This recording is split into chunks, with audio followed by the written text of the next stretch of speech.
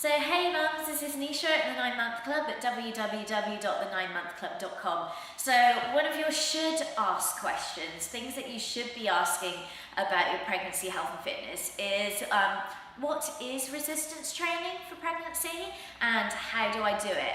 So resistance training is what we would traditionally call weight training.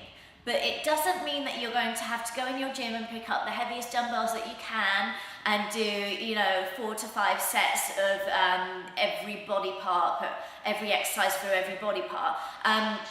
That's what people kind of traditionally view weight training as, but actually it's much simpler. Resistance training is a body weight movement.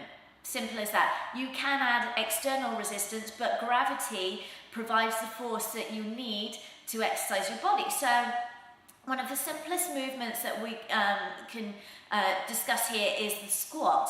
And a squat is simply standing up and sitting down. We do it every day, and in fact we do a really difficult version of this called the one-legged squat every day. And you use that when you get into a car and get out of a car, and you use a series of one-legged squats when you're walking upstairs and walking down stairs. So all we're trying to do with resistance training is train our muscles to be strong and efficient in the movements that we use in everyday life. So that's why you will sometimes call it hear it called functional movement training or functional resistance training, because it's related to functional movements we do in everyday life.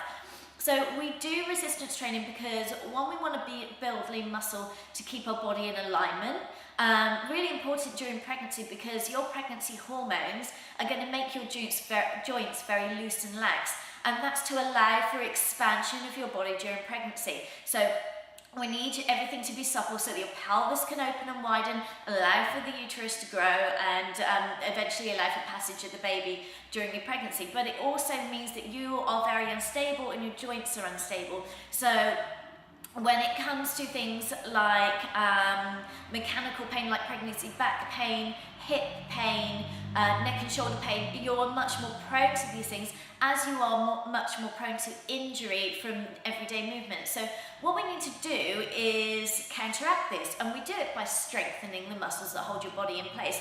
So all we're doing is kind of rebalancing your body against the effects of pregnancy. And you're not going to end up bulky. It's pretty hard for women to get bulky, and you needed a lot of testosterone to do it. And in pregnancy, obviously, female hormones are much higher, so you're not going to get bulky. Don't worry about that. So that's one reason. The second reason is because we've already discussed this.